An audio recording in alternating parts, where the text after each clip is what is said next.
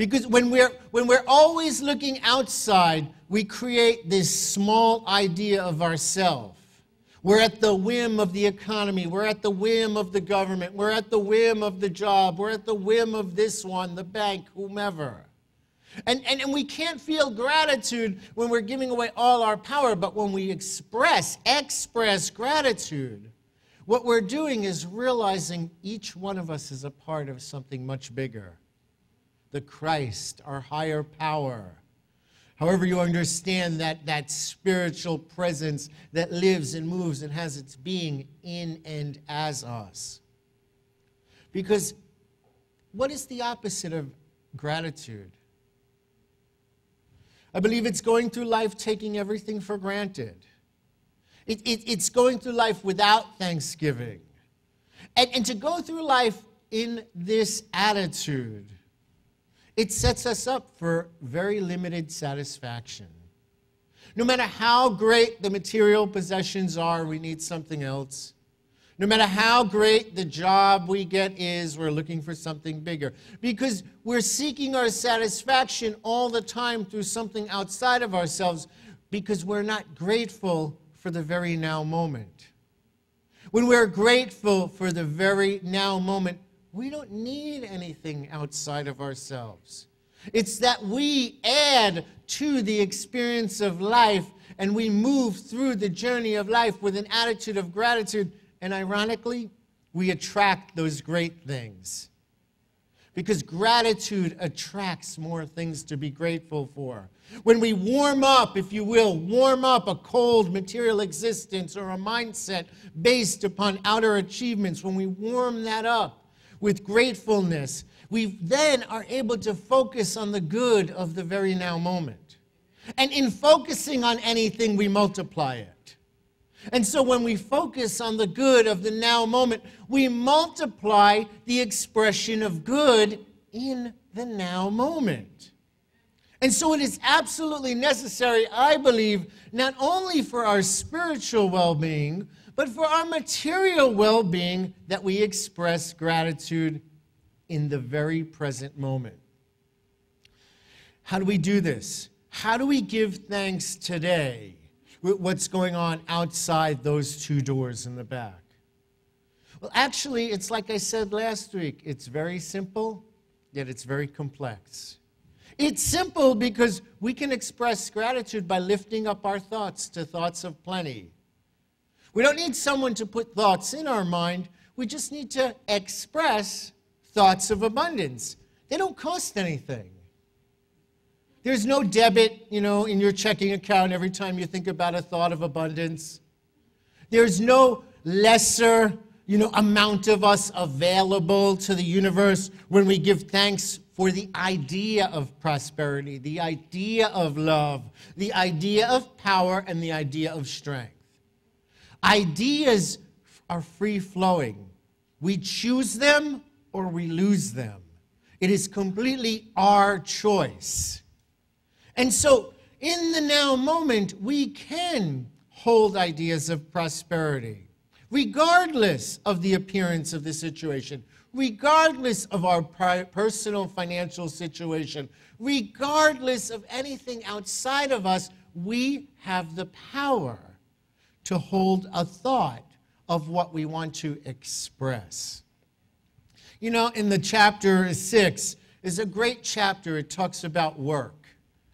And it talks about what do we work for. And that's your handout this week. If you all have your handout with you, each week we're giving a handout for questions to think about or journal about or talk with your spouses or partners or significant others. Talk with your teenagers about this. Talk with your children in their language. What do they think about money? And start to train up people to understand what we as adults, many of us, had a long and arduous journey to get to where we are.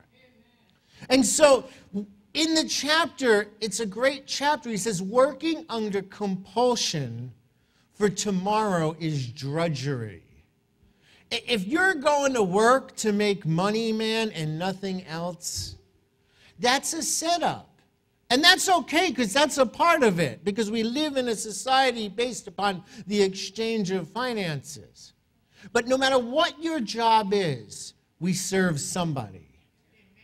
And if we focus on the serving of somebody, if you're in an insurance department, there's somebody out there that needs a claim approved. If you're in the housing industry, there's somebody out there that needs a home sold or needs a home rented or is in a crisis with a home. If you're in law enforcement, every time you touch somebody, you're able to spread the Christ idea subliminally, if you will.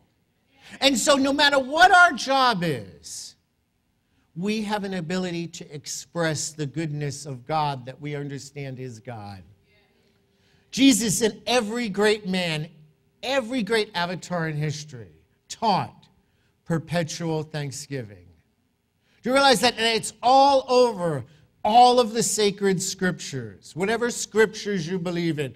We in this church believe the Bible is the unfolding understanding of God in our life. Gratitude is all through it.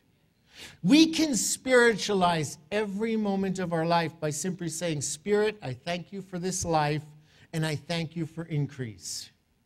We can look out of our mind, our attitude, hold a vision, Spirit, I thank you for this life, and I thank you for increase. And then what we do is we diminish the power of the news. We diminish the talk of lack and limitation. Jesus the Christ proved the law of increase over and over again through the power of the spoken word. Am I right? Today, the average person that I see, that I meet along my daily journey, fails to see the possibilities of increase through gratitude. There is possibilities of increase everywhere.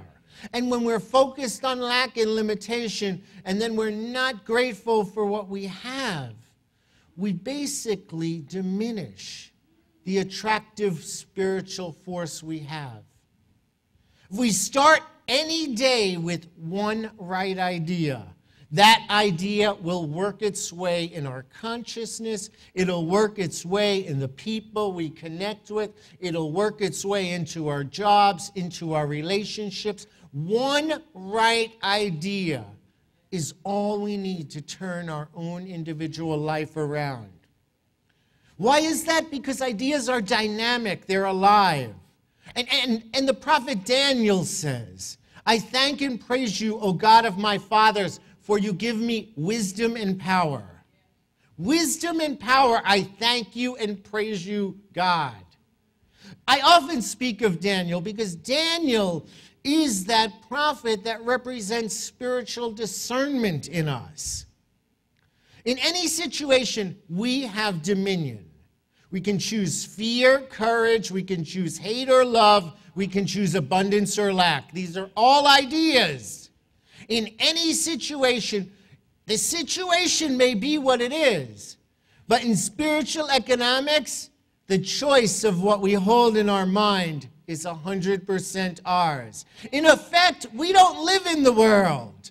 We live in the world we discern it to be.